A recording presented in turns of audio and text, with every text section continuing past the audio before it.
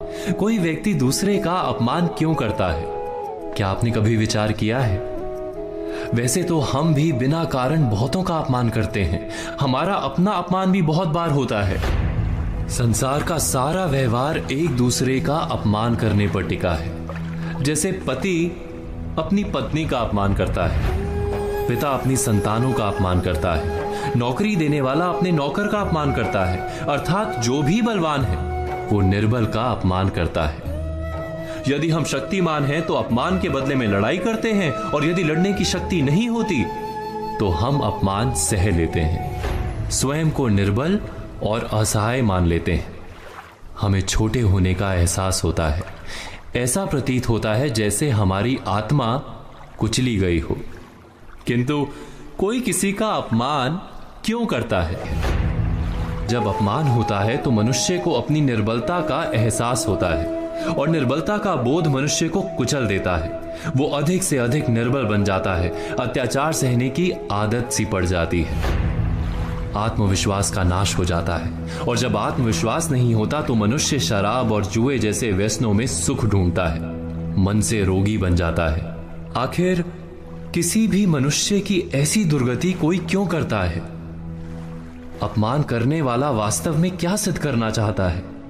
कभी गहराई से विचार किया है? वास्तव में हम किसी का अपमान करते हैं उसकी निर्बलता सिद्ध करने के लिए, ये बताने के लिए कि हम अधिक शक्तिमान हैं। अर्थात वास्तव में अपमान करने वाला स्वयं अपने आप को शक्तिमान या बलवान सिद्ध करने का प्रयास कर रहा है।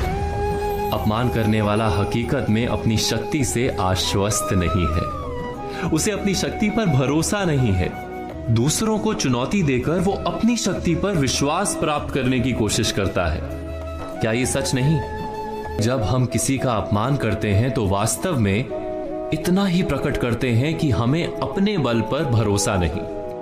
हमें ये संसार एक अविरत संघर्ष प्रतीत होता है, कभी ना रुकने वाली एक जंग सी दिखाई देती है। हम अपने निकट आने वाले सभी को प्रतिद्वंदी मानते हैं, फिर वो पति या पत्नी ही क्यों ना हो। हमें निरंतर लगता है कि हमें अपनी शक्ति सिद्ध करनी होगी, अन्यथा हमारा शोषण होगा, हम किसी के गुलाम बन जाएंगे।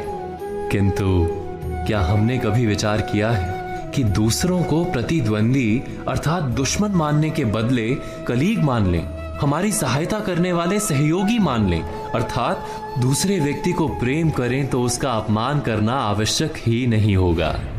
किंतु प्रेम करने के लिए आत्मविश्वास आवश्यक है। जिसे अपनी शक्ति पर विश्वास नहीं, वो प्रेम कर ही नहीं सकता।